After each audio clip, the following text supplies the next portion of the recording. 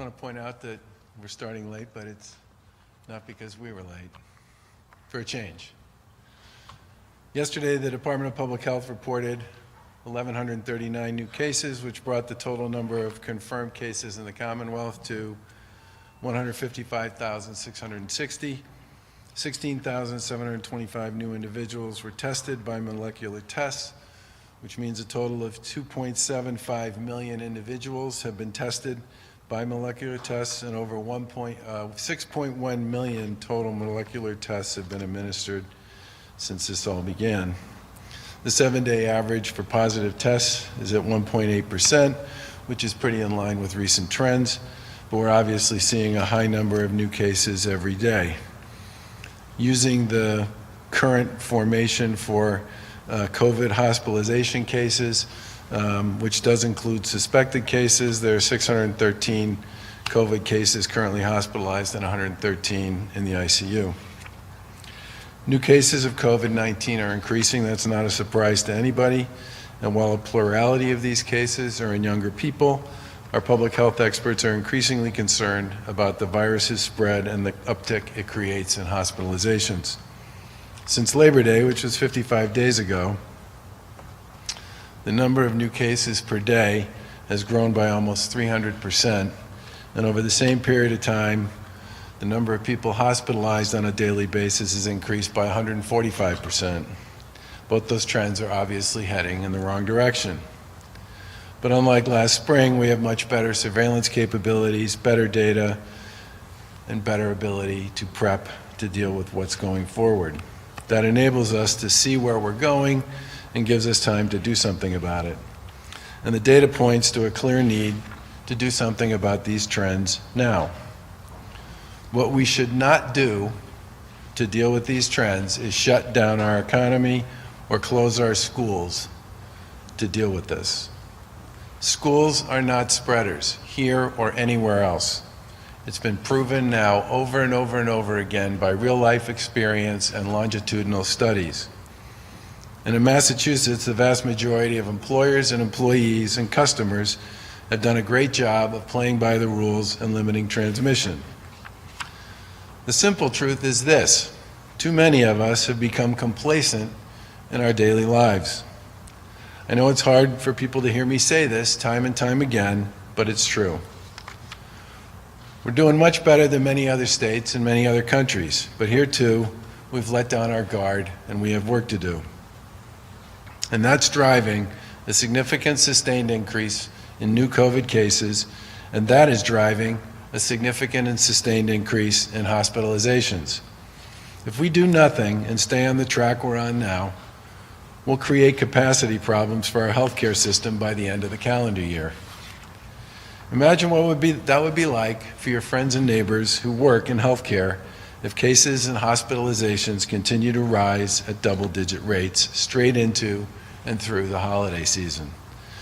Double shifts, no time for families, the same urgency and demands on their time that we placed on them last spring. They bailed us out last spring with their grit, creativity, and determination, and they're worried about what they see every single day. They deserve our best efforts to avoid recreating the high case and hospital counts that we all lived through last spring. That would put a serious damper on everyone's holiday season, and especially on theirs and yours. Our healthcare workers in our hospital systems and first responders have all been MVPs throughout this entire pandemic, and they're worried about the trends that they see. You should be too, the people of Massachusetts, because COVID, as we all know, is a relentless, invisible enemy. And the data suggests that if we don't ramp up the fight to disrupt rising trends, we will have a serious problem on our hands in the not-too-distant future. We have an army of resources and surveillance available to us, like increased testing, a stockpile of ventilators and PPE that can last us through 2021, the ability to quickly stand up field hospitals if we need to, and a robust contact tracing system. And we can continue to be and will be one of the most aggressive testers in the country. And we can continue to identify positive cases and support sick people and their loved ones. We can continue to work and shop safely and enjoy the many places and entertainment venues that operate safely, and we can continue to have our kids go to school. But with all this, state government's ability to stop a pandemic is nothing compared to the power of individual choice. No one's going to do this for us. As the people of Massachusetts have done before, they need to once again participate in the hard work to protect our Commonwealth. That means changing our behavior and putting our guard back where it belongs, which is up. And we have to do it now to slow the spread of COVID and protect our hospital system. Today, we're announcing a series of targeted interventions. First, the Department of Public Health will once again issue a stay-at-home advisory. This time, the advisory will be in effect from 10 p.m. to 5 a.m. Residents should stay home between these hours, with exceptions like going to work or to the grocery store. I've also signed an executive order that will require indoor recreation facilities, theaters, casinos, and virtually anything else that's open that's an entertainment venue to close at 9:30. It will also require restaurants to stop providing table service at 9:30, but they can continue to provide carryout. It will also shut down liquor sales at restaurants and at grocery stores and package stores and convenience stores at 9:30 p.m. We've also updated the gatherings order to reduce the gathering limit of private homes to 10 people for indoor gatherings and 25 people for outdoor gatherings. With limited exceptions, this order also requires that all gatherings inside, outside, and private homes or event venues need to end by 9:30. And finally, I've signed an updated face covering order. The new order requires everyone above the age of 5 to wear a face covering in public. We're making this clear for everyone. No more exceptions and no exemptions for when you can maintain social distance. It's our hope that this simpler, more straightforward rule becomes easier for the public to follow and easier for local officials to enforce this mandatory order this way. And these measures will go into effect at 12:01 a.m. on Friday, November 6th. These targeted measures are intended to reduce the number of opportunities and activities where people gather in groups and get them home with only members of their household. The intent is to cut down on the transmission that we all know is occurring in social gatherings. The most effective weapon against this virus, of course, remains personal responsibility. With these measures, it's our hope that we can encourage everyone to act responsibly and stay away from riskier activities, group, social activities, social interactions with people you're just too familiar with. I know there's a lot to keep in mind these days with all the orders that are changing and the states doing different things, but our message here is very simple. We can't afford to continue to do what we've been doing. Whenever possible, avoid gathering, no matter the location, with people outside your household. And when you do go out, wear a mask. And the last part, get tested. We have Stop the Spread testing sites in 18 communities available for free testing with a 2-day turnaround time. Many local communities are running free testing shops alongside or in conjunction with ours. There are many other sites to get tested if you check mass.gov/COVID-19. And when you get tested, you need to quarantine until you get the test results. Think about how far we've come since last spring. We've been able to build a whole bank of resources to fight COVID-19. We've been able to develop and execute a successful reopening for our economy to get people back to work. We've come up with a plan to safely reopen schools, which was endorsed by the Massachusetts version of the American Academy of Pediatrics. Today's proposals represent a targeted intervention that's meant to preserve our progress while correcting the dangerous trends that keep building. We believe that if people increase their vigilance, we have enough information and resources available to fight this virus. We want to do everything in our power to avoid reverting back to phase 1 or phase 2 of our reopening plan. But that requires us all to step up and make some changes. We encourage employers to continue to telework if they can, but young people need to stop having big house parties, and we're planning to talk with local officials about how we can work with them to prevent these events going forward. Folks need to postpone or rethink any indoor get-togethers like big birthday parties, baby showers, or watching football or some other big sports event with your neighbors. These are places where COVID spreads, unregulated gatherings, even if they're small, where people let down their guard.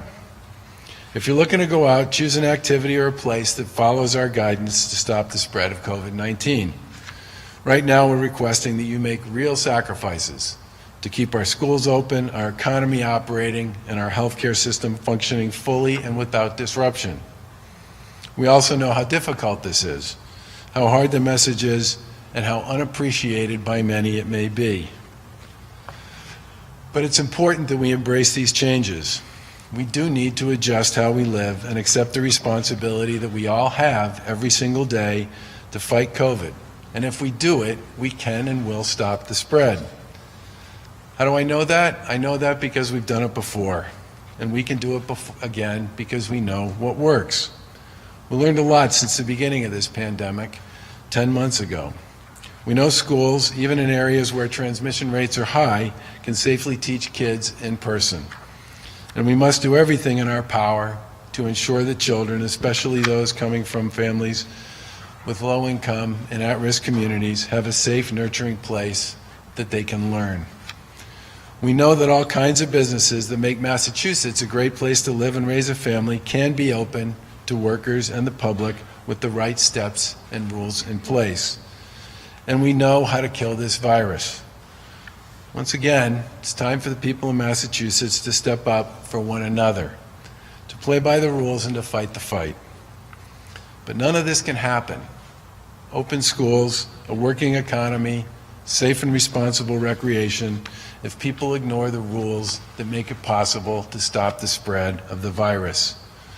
We all need to show it the respect that it demands and to protect and preserve one of the finest healthcare systems you'll find anywhere in the world. It's time once again for us all to do our jobs. And with that, I'll turn it over to the Lieutenant Governor.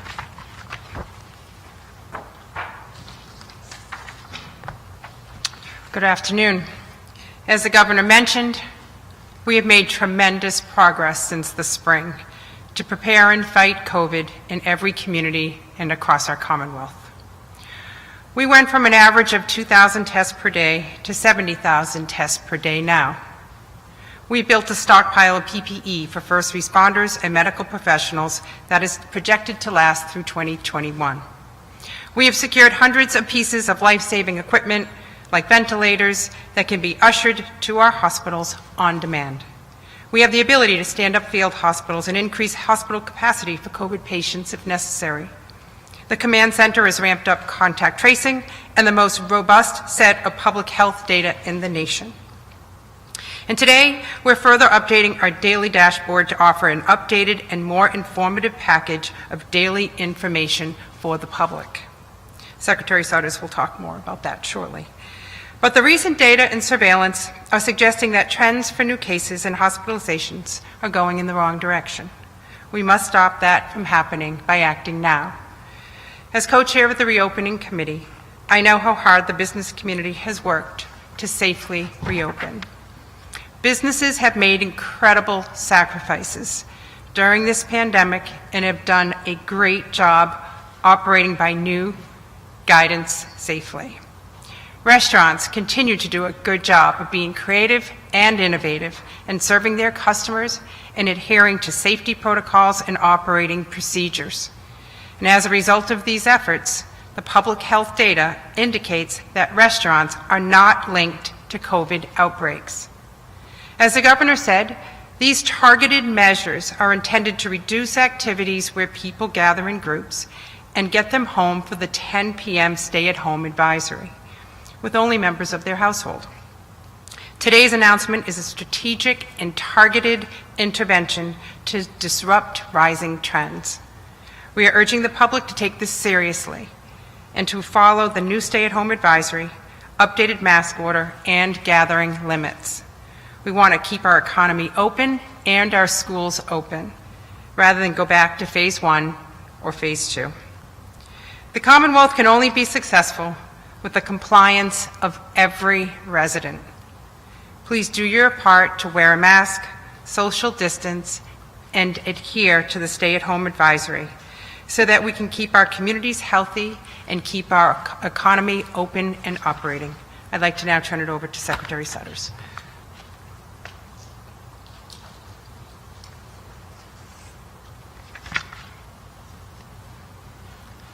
Governor, Lieutenant Governor, good afternoon.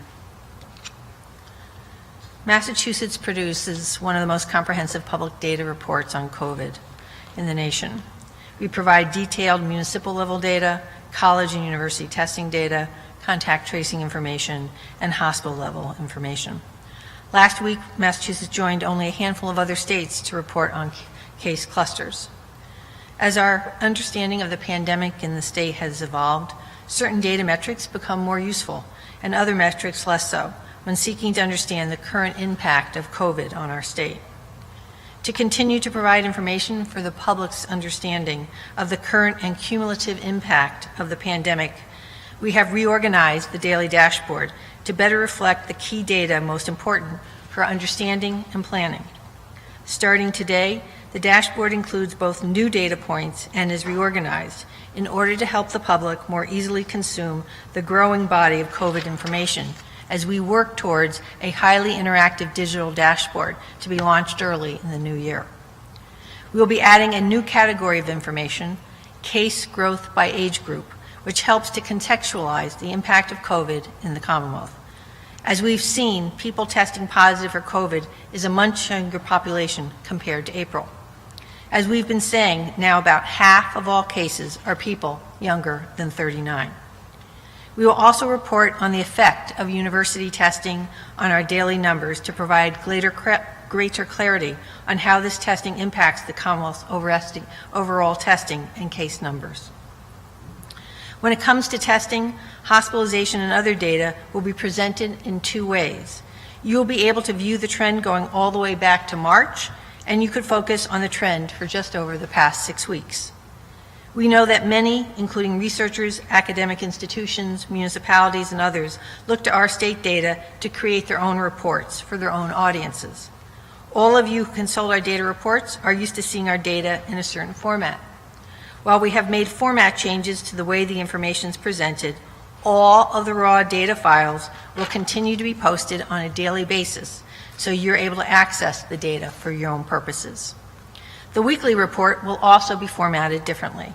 The dashboard will now be posted at 5 p.m. every day. One other update, and that is regard to contact tracing. This morning, we have authorized an additional 305 new hires for the Community Tracing Collaborative, with a priority on language other than English proficiency. The Contact Tracing Collaborative already has 671 employees with an authorized hiring up to 768. So with today's authorization, they will be increasing up to just over 1,070 staff. These additional employees will support contact tracing and support the efforts of local boards of health. Early in the spring, the CTC managed approximately 30% of all contact tracing on behalf of our municipalities. Given the increased numbers and positive cases and contacts, that has almost doubled in October. We will continue to respond and adapt as we manage our way through the pandemic. Governor? Questions? Governor, can you explain how the state can enforce the stay-at-home advisory, and also can you explain your thinking about alcohol sales and setting that up at 9:30? Well, first of all, what we were looking to do here was three things. First of all, send a message about the importance of being home at a reasonable hour with the people you live with. That's goal number one. I mean, anybody who spent any time on social media this past weekend following sort of the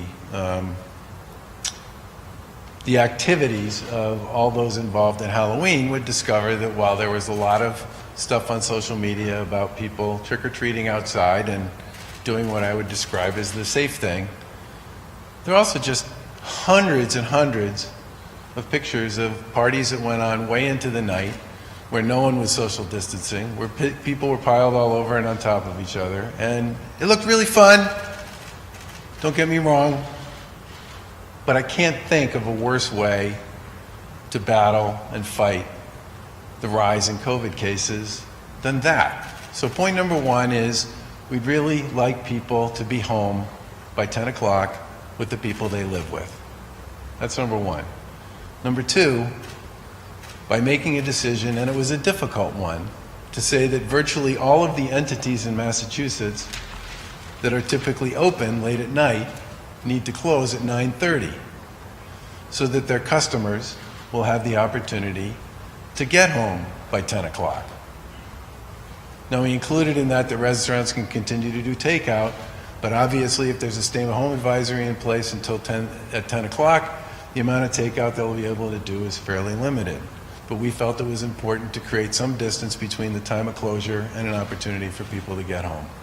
And number three was to make very clear that limited gathering sizes indoors, 10 or less, combined with a 10 o'clock stay-at-home advisory would give landlords and building supers and condo owners and a whole bunch of other people, including local law enforcement, or some of the folks that communities are using generally that aren't law enforcement to break up big events, the ability to use that order and use that advisory and the gathering order to say, you folks are out beyond the time of the gathering order, out beyond the time of the stay-at-home advisory, you have more than 10 people here, folks need to go home.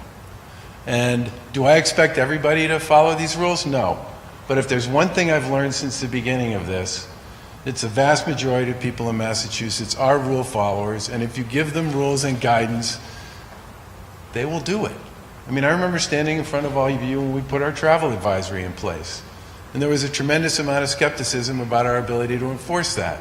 And I stopped counting how many people from around the country who came to Massachusetts did our travel advisory when the number got above about 200,000.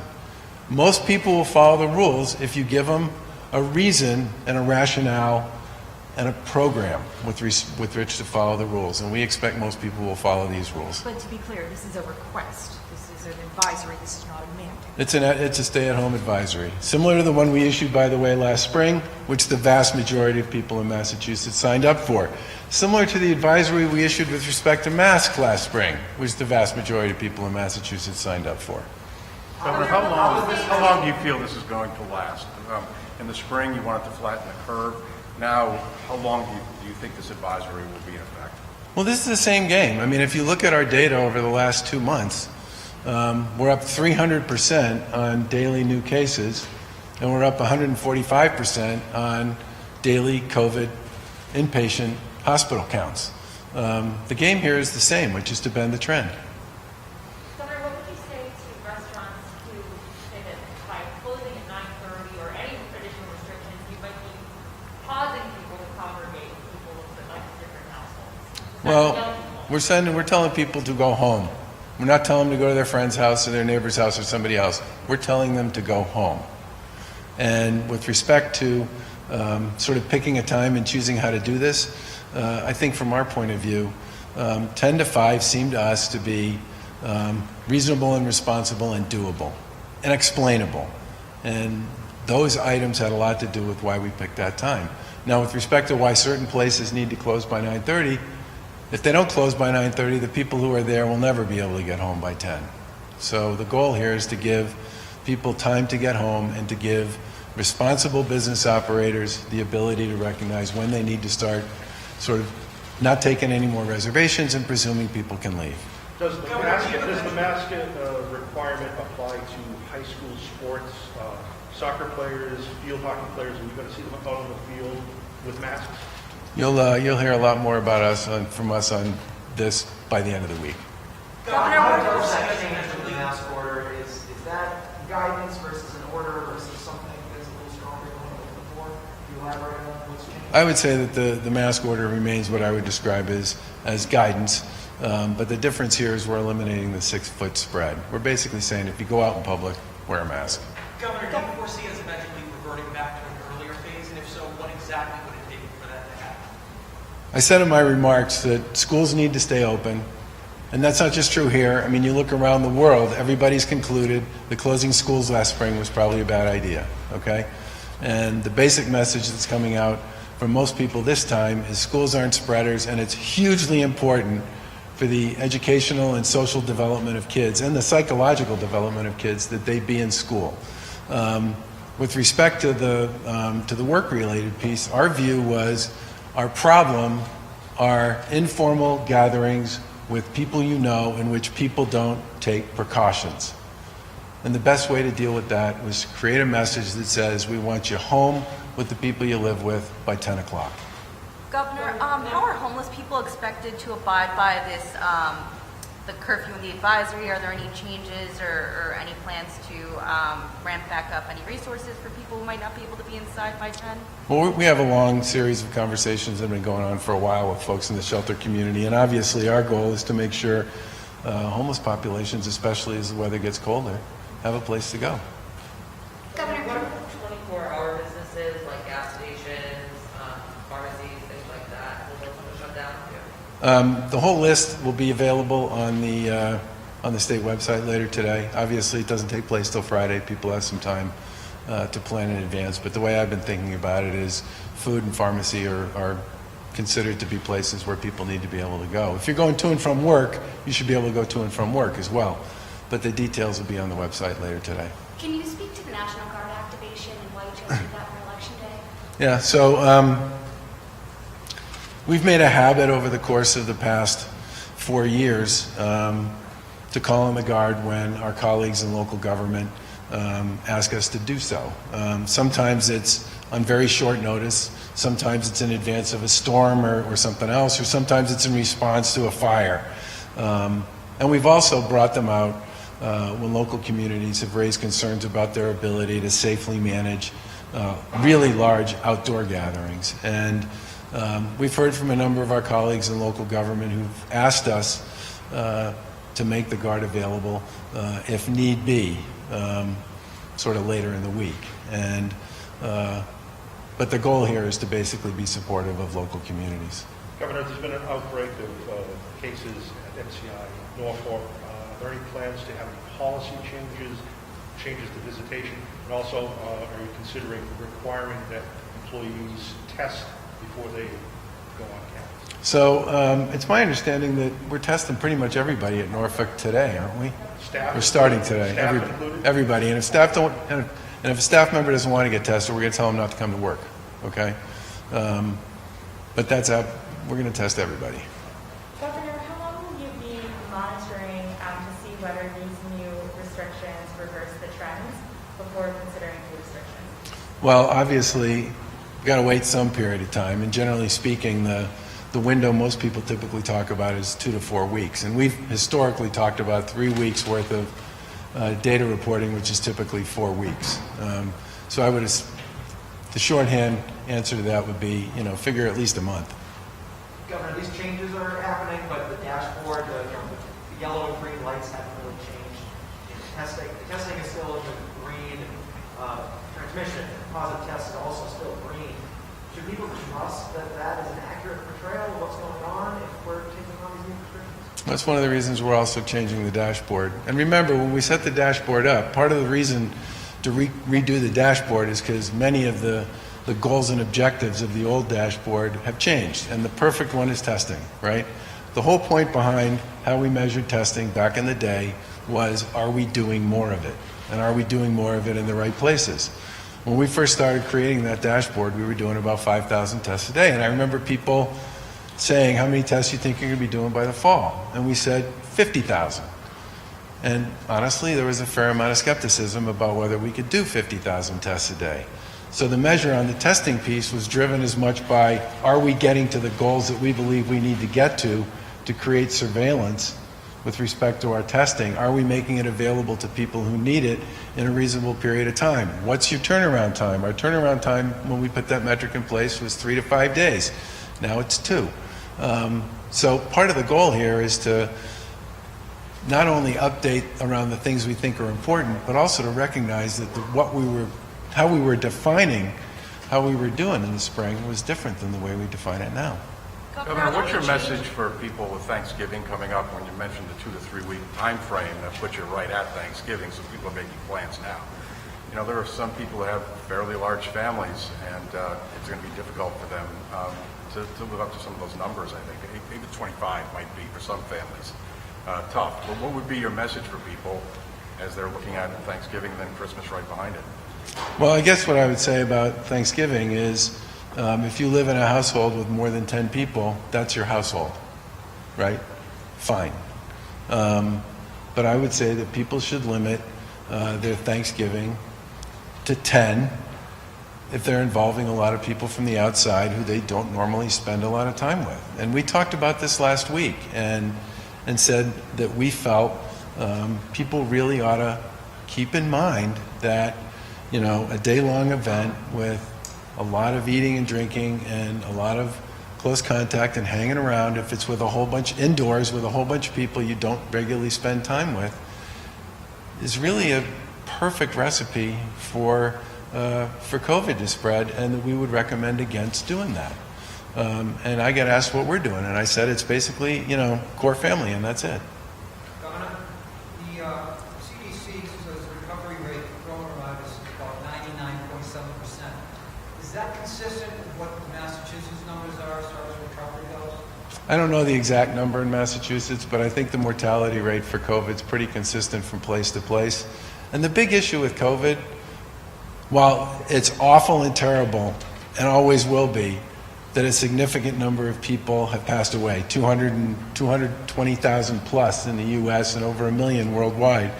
The thing that makes COVID particularly dangerous is the speed with which it moves from person to person to person. And that's what today's announcement is really about. We will continue to have to fight the fight around both morbidity and mortality. And the fact that COVID's mortality is not that great is really not, in my mind, all that. It's only important in the sense that it means fewer people who get it will risk death. But the bottom line is this thing spreads like that if you give it the opportunity, and it's the number of people it infects and the incredible unpredictability about how that infection will affect different people that creates a huge part of the challenge for the healthcare community and for society generally. What are you hearing from the healthcare community, particularly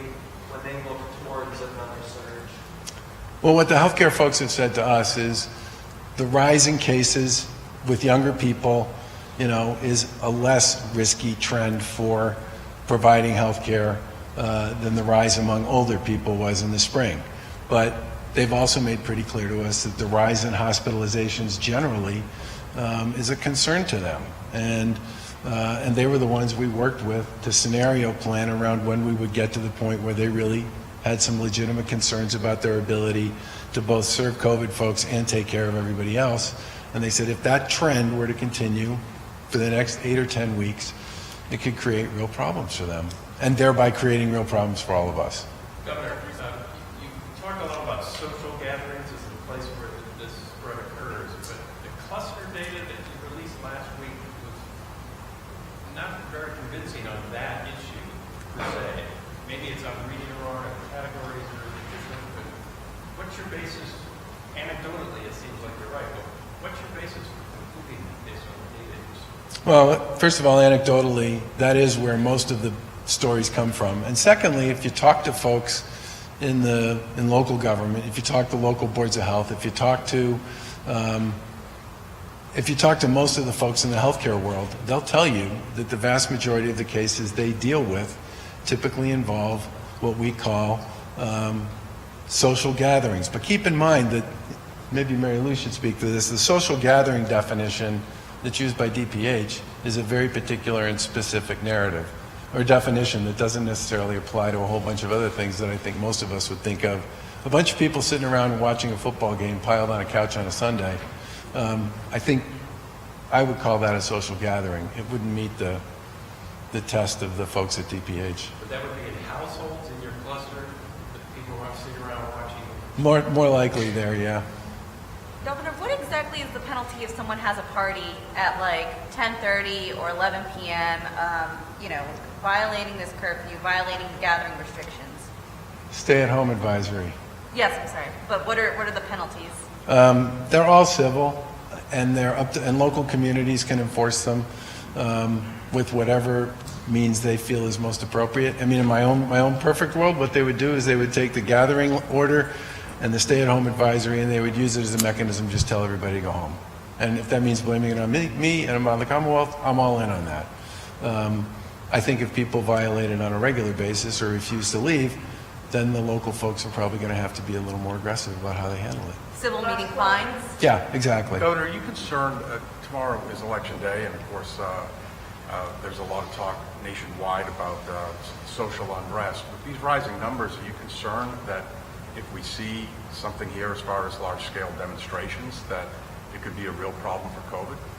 So, you know, I think we had, maybe the Lieutenant Governor will remember this, I think we had somewhere between 100 and 125 demonstrations in June of more than 100 people, and we had 10 that had more than 1,000, and we had a handful that had more than 5,000.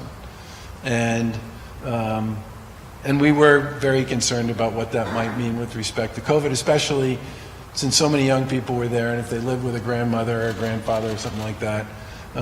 So we did a 3 or 4 day free testing thing for anybody who participated in a demonstration, no questions asked. And it came back with a positive test result that was pretty consistent with where the state was at that time, which is about 1.6%. Now, they were outdoors, they were moving, and almost everybody was wearing a mask. So I guess what I would say is outdoors, moving and wearing a mask, in my view, is a much different kind of event than a big demo that involves no masks, not a lot of movement, a lot of shouting without masks, and indoors. I mean, obviously outdoors would be better in that circumstance, but I really do think people underestimate the importance of this in any kind of large group. Is it something you're concerned about, the possibility? Because we are, as you said, in June the numbers were going down, now they're going back up. Yeah, no, I mean, we're hardly the only place where there are issues with respect to rising caseloads. I mean, if you look at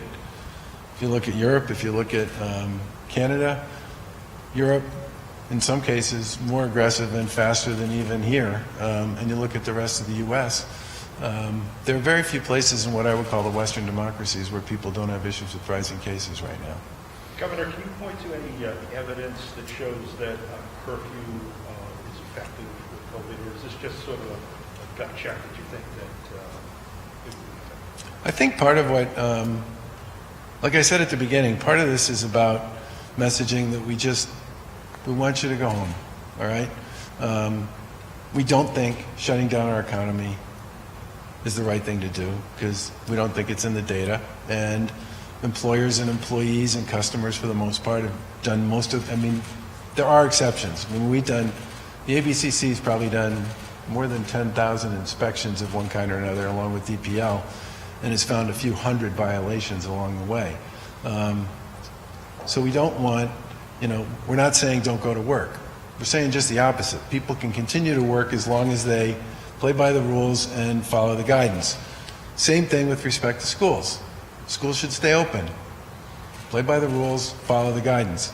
The goal here is to say all this stuff that's going on, that's indoors, that's informal, that's not masked, that's close contact, where people are sharing food and drink and a sofa, is just exactly the wrong thing. And it's a big part of why a huge part of the growth in our trend has been young people who fall into that category. And I think what we're trying to say here is by 10 o'clock, people should use their heads and be with the people they live with, instead of continuing to perpetuate this constant churning of folks, especially in informal settings, in places and spaces where there aren't any rules and there isn't any guidance and people aren't adhering to any of the distance or mask rules that are effective at reducing the spread.